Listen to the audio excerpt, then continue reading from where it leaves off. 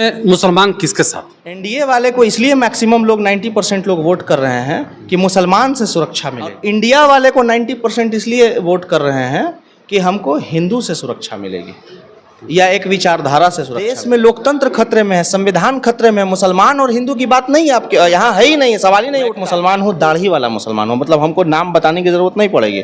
मेरा रवैया, हाव, बोलचाल, कपड़ा देख के आप समझ जाएंगे कि कोई ना कोई मुस्लिम है। पूरे भारत में लोकसभा का चुनाव चल रहा है, ऐसे में लोगों का ओपिनियन लेना बहुत जरूरी होता है, इसलिए कि लोग क्या सोचते हैं, अपनी अपनी सरकारें की बातें रखती हैं। कोई कहता है कि हमारे लिए कांग्रेस अच्छा था, कोई कहता है कि हमारे लिए भाजपा अच्छा है। अभी हमारे साथ एक ऐसे नेता हैं, शायद पहली मुलाकात उनसे हो रही है हमारी। और सबसे पहले स्वागत हमारे चैनल में। बहुत बहुत धन्यवाद आपका। आप अपना शुभ नाम बताएंगे? तुराब नियाजी। तुराब नियाज जी, आप मुस्लिम हैं? नाम से तो लग गई है गोगा। आप मुस्लिम हैं? इस देश में प्रधानमंत्री जी नाम और कपड़ा से बड़ी पहचानते हैं। इस देश का विपक्ष भी आदमी को कपड़ा से भी पहचान लेता है, तो आपको भी पहचान जाना चाहिए कि हम मुस्लिम ही हैं। अच्छा, मुस्लिम हैं। हाँ। सबसे बड़ा सवाल, लोग कहते हैं कि हमारे देश में, भारत देश में मुस्लिम सुरक्षित नहीं है। ये मुस्लिम लोग कहते हैं कि मुस्लिम लोग सुरक्षित नहीं है। मैं आगे सवाल करूंगा और आपसे। कुछ लोग, हिंदू लोग भी कहते हैं कि हमारे देश में अब हिंदू सुरक्षित नहीं है। तो पहला सवाल मेरा ये है कि मुस्लिम सुरक्षित है या नहीं? बात सही, 17% मुसलमान इस देश में है। 17% के हिसाब से कितनी आबादी हुई, काउंटिंग कितनी हुई? 140 करोड़ का 17% कितना हुआ? काउंट करके तो खुद रखे 20-22-23 करोड़ हो गया ना, ये इतना हो गया। 20 तो 22 करोड़ मुस्लिमों का इंटरव्यू लेना संभव तो है नहीं। कोई 22 ही लोग आके कहे होंगे कि मुसलमान खतरे में है। अच्छा। और जिसके मुंह से ये बात सुने होंगे, वो खुद दुनिया का अमीरों में से उसकी सूची होगी, बड़े बड़े लोगों के साथ बैठना उठना होगा, प्रधानमंत्री, केंद्रीय मंत्री। आप समझ रहे होंगे कि हम क्या कहना चाह रहे हैं, किसको कहना चाह रहे हैं, कि मुसलमान खतरे में है या मुसलमान सुरक्षित नहीं है। दुनिया में कहीं भी सवाल थोड़ा सा मेरा ये है कि आप खतरे में हैं या नहीं है? किस बात का खतरा रहेगा? आप जो सीधा सीधी जवाब दीजिए। आप किससे? जैसे आप हमसे सीधा सीधी पूछे ना, किससे? हम भी सीधा बात कहने में आस्था रखते हैं। किससे खतरा होगा हमको, ये बात बताइए। नहीं, लोग देश के लोग से बोल रहे हैं ना कि जब मुस्लिम लोग ये कह रहे हैं कि हम हिंदुस्तान में सुरक्षित नहीं है, तो आखिर किसी से भी तो खतरा है। इस देश में लोकतंत्र खतरे में है, संविधान खतरे में है। मुसलमान और हिंदू की बात नहीं है, आपके यहाँ है ही नहीं है, सवाल ही नहीं उठता है। अच्छा। मेरा पड़ोसी जो है, अगर रामलाल मेरा पड़ोसी है, तो हमको रामलाल से या तो प्रेम हो सकता है या तो खतरा हो सकता है। सरकार तो हमको सुरक्षा दे नहीं पाएगी। और रहा सवाल मुसलमान का, तो देखिए, मुस्लिम जो शब्द है ये चुनाव में तो निश्चित रूप से बार बार यूज होता है, लेकिन इसको समझना चाहिए। अगर आपसे हम अनुरोध करेंगे इसको, अगर आप चैनल पर नहीं काटिएगा तो 2 मिनट की बात जरूर सुन जाइए। मुस्लिम समाज के जो आइडियल है ना, वो तुराब नियाजी नहीं है या और कोई मुस्लिम नेता नहीं है जिसका नाम आप सुने होंगे या जानते होंगे। मुस्लिम समाज का जो आइडियल है वो अल्लाह के रसूल सल्लल्लाहु अलैहि वसल्लम है, जिनकी आइडियोलॉजी को हम लोग फॉलो करते हैं। वो क्या कहते हैं, वो बात बताता, इस्लाम क्या बताता है, बेसिक बात बताता है इंसानियत की। वो इस्लाम का ये कहना है कि जो हमारे पड़ोसी हैं, चाहे आपका जो भी पड़ोसी हो, किसी जात का, किसी धर्म का, अगर वो भूखा सो गया तो क़यामत के दिन तुमको खाना नहीं मिलेगा। अच्छा। ये देखिए, बेसिक इस्लाम को समझिए। अल्लाह के रसूल सल्लल्लाहु अलैहि वसल्लम जब मदीना पहुँचे, जिनको हम मानते हैं या मुसलमान कहते हैं, उनके ऊपर एक यहूदी बुढ़िया रोज़ कचड़ा फेंकती थी, क्योंकि उस बुढ़िया को ये बताया गया था कि ये आदमी है जो जादूगर है, ये लोग को मोह देता है, धर्म भ्रष्ट करा देता है, मुसलमान बना देता है। तो उसको कचड़ा फेंका करती थी उनके ऊपर। बराबर उसी गली से उनका गुजरना होता था, क्योंकि उनका अंदर घर था और बाहर मस्जिद थी, तो जाना उसी गली से था। यहूदी बुढ़िया रोज़ कचड़ा फेंकती थी। एक दिन उनके ऊपर कचड़ा नहीं आया, वो नमाज़ पढ़ने चले गए मस्जिद में।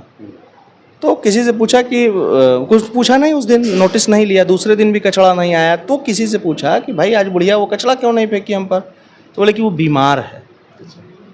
अब देखिए, अल्लाह के रसूल को चाहिए तो ये था कि वो खुश हो जाते कि चलो सारा एक बुढ़िया से छुटकारा तो मिला जो हमको रोज़ कचड़ा फेंकती थी। उसके घर गए, उसकी तीमारदारी किया, उससे पूछा कि क्या हुआ है मेरी बहन आपको, या माँ मेरी क्या हुआ है, जो भी उनका इलाज उलाज या जो भी प्रोसीजर था, वो जो उस प्रोसेस को किया, उसका इलाज कराया। ये अदा उनकी इतनी अच्छी लगी इस बूढ़ी को कि उस बूढ़ी ने इस्लाम कबूल कर लिया। अब बेसिक चीज़ ये समझना है, देखिए, इस्लाम कबूल करना और न करने की बात नहीं है। आप किसी के दिल में मोहब्बत कैसे पैदा करेंगे? मैं एक मुसलमान हूँ, दाढ़ी वाला मुसलमान हूँ, मतलब हमको नाम बताने की ज़रूरत नहीं पड़ेगी। मेरा रवैया, हाव, बोलचाल, कपड़ा देख के आप समझ जाएंगे कि कोई ना कोई मुस्लिम व्यक्ति है। हमको आज तक किसी एक हिंदू से तकलीफ़ नहीं पहुँची। क्यों नहीं पहुँची? हमको तो ज़्यादा पहुंचनी चाहिए थी, क्योंकि मेरी आइडेंटिटी झलक रही है। हमको इसलिए नहीं पहुंचे कि हम तकलीफ़ पहुंचाना नहीं चाहते हैं, और जब तक आप तकलीफ़ पहुंचाना नहीं चाहेंगे तब तक आपको तकलीफ़ पहुंचेगी नहीं। इस मुल्क में अगर कहीं कुछ बचाना है ना तो एकता बचाने पे ध्यान देना होगा। सरकार के बचने बचाने से कुछ फर्क नहीं पड़ता है। सरकारें कोई आ जाए सुरक्षा नहीं दे सकते। आप अभी आपका सवाल ये भी था कि हिंदू का लोग कहते हैं कि हिंदू खतरा में, कुछ हिंदू लोग सो कॉल्ड, तो जो हिंदू कह रहे हैं ना कि हिंदू खतरे में है, उनसे ये बात पूछिए आप कि जिस देश का राष्ट्रपति हिंदू हो, जिस देश का प्रधानमंत्री हिंदू हो, जिस देश के सभी प्रदेश का मुख्यमंत्री हिंदू हो, सभी राज्यपाल हिंदू हो, 543 में से 523 सांसद हिंदू हो, जितनी विधायक हैं वो मैक्सिमम 90% विधायक हिंदू हो, 95% MLC और राज्यसभा हिंदू हो, सारे जज हिंदू हो, सारे थाना अध्यक्ष हिंदू हो, वहाँ हिंदुओं को किससे खतरा है? तो सच बात है कि इस मुल्क में हिंदू खतरे में है। मर्यादा पुरुषोत्तम श्री राम की मर्यादा खतरे में है।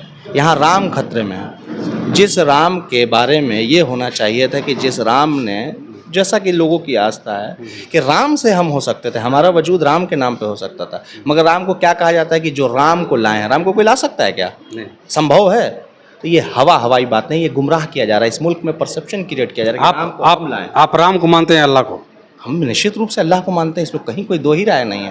हम मुसलमान हैं ना, ईमान वाले हैं। राम और अल्लाह का कंपेयर नहीं है। देखिए यही पेयर जो है ना, यही पेयर है। राम इंसान है, राम व्यक्ति है, राम विचारधारा है। अल्लाह और ईश्वर, आप कभी ये नहीं, आप ये पूछ सकते हैं हमसे कि ईश्वर को मानते हैं कि राम को मानते हैं, ये सवाल नहीं है ना। तो अल्लाह जो हम बोल रहे हैं, चलिए हम ईश्वर ही बोलेंगे, हम नहीं बोलते हैं अल्लाह। एक ही नाम है, आप जिस नाम से उसको बुला लीजिए। एक ही शक्ति है, जिस नाम से आपको बुलाना है, जो नामकरण देना है दे दीजिए। हर धर्म के मानने वाले लोग। तो मर्यादा पुरुषोत्तम श्री राम जो हैं वो ईश्वर नहीं है, वो अल्लाह नहीं है, वो राम है। और उनको अरे यार, कोई राम को समझे, राम को पढ़े, तो उसके बाद फिर वो रावण जैसी हरकत नहीं कर सकता। राम को मानने वाला किसी की बहन के ऊपर निगाह उठा के नहीं दे सकता। क्योंकि जिस वक्त माता सीता रावण के कैद में थे, उस वक्त राम ने अपनी मर्यादा बचाते हुए रावण को ये बात कहा था कि दुनिया का कितना बड़ा भी ताकतवर हो, हम हर उस व्यक्ति से लड़ेंगे जो महिलाओं पे प्रहार करेगा, जो महिलाओं की आस्था पे प्रहार करेगा। आप जिस लक्ष्मण की बात करते हैं, जब उनको ढूंढने की बात हो रही थी, जंगल में जब जाया जा रहा था, तो वो कह रहे थे कि हम पायल देख के बोला कि भाभी का पायल है। फिर उसके बाद फिर आगे बढ़े तो कि उनके हाथ का है। तो जब कान की एक चीज़ मिली तो उस पर उन्होंने कहा कि ई किसका है, पहचान रहे हैं? मतलब ये हमने किसी से सुना है, बहुत एग्जैक्ट रेफरेंस के साथ मैं नहीं कह पा रहा हूँ। रामायण पढ़े हैं क्या आप? जितना सुना है, पढ़ा है, देखा है। तो उसमें यह है कि उन्होंने कहा कि हम भाभी सीता का हमने चेहरा नहीं देखा था। कुर्बान जाइए उस पर्दा पे या उस आस्था पे। आज आपको दिक्कत है। आज उसी सो कॉल्ड उसी राम के मानने वाले लोग कहते हैं, हिजाब का विरोध करते हैं, पर्दा का विरोध करते हैं। मेरे भाई, हम अमेरिका में नहीं पैदा हुए हैं, हम लोग उस भारत की संस्कृति में पैदा हुए हैं जहाँ घूंघट आज भी आस्था है। और हर आस्था का सम्मान करना, यही असल भारतीय हो सकता है। जो लोग यहाँ पे किसी को धर्म की वजह से कटाच कर रहे हैं, किसी को जात की वजह से कटाच कर रहे हैं, सब अपना अपना सॉफ्ट कॉर्नर लेके चल रहा है। संविधान पे कोई अपना अधिकार बताने पे लगा हुआ है, किसी और चीज़ पे कोई अपना अधिकार बताने। किसी जात की ये सारी चीज़ें नहीं है। ये मुल्क जो है किसी जात का, किसी धर्म का नहीं है, ये हम भारतीयों का है। बाबा भीमराव अम्बेडकर ने संविधान में चीख के कहा था, हम भारत के लोग, हम भारत के लोग, हम भारत के लोग। कहाँ हैं हम भारत के लोग? कहाँ है ये भारत? कहाँ है हमारा भारत? कहाँ है वो भारत जिस भारत को हमने आज़ाद कराया था? क्या फ़र्क पड़ा? 1947 में हमने गोरों से आज़ाद कराया था, आज चोरों का गुलाम है।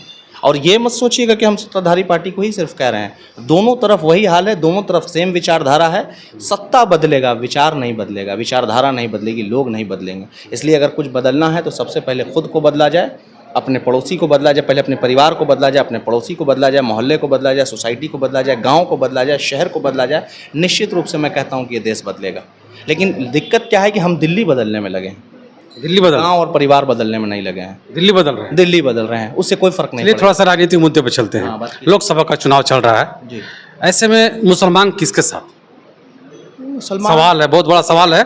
सवाल बहुत बड़ा है यकीनन, और इसका जवाब मुझ जैसा छोटा व्यक्ति इसलिए भी नहीं दे सकता है कि हम मुसलमान के ठेकेदार नहीं हैं। अच्छा, आपका अपना व्यक्तित्व? मेरा व्यक्तित्व अगर हमसे आप पूछिएगा तो मैं उसी कैंडिडेट को वोट करूंगा जो कैंडिडेट हमारे दुख सुख में, या जो उसका क्षेत्र आता है, जो उसका अधिकार आता है, जो भी जुडिशियल सिस्टम उसका जो अपना कार्य क्षेत्र होगा, उसके कर्तव्य का निर्वहन वो कर सके धरातल पे।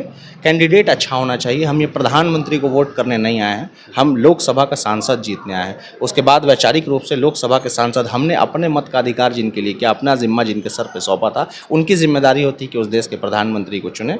मैं बार बार कह रहा हूँ ना, दोनों पार्टियां, जो मुख्य धारा सेट किया गया है इस मुल्क में एक परसेप्शन की, या तो एनडीए या तो इंडिया, यही है।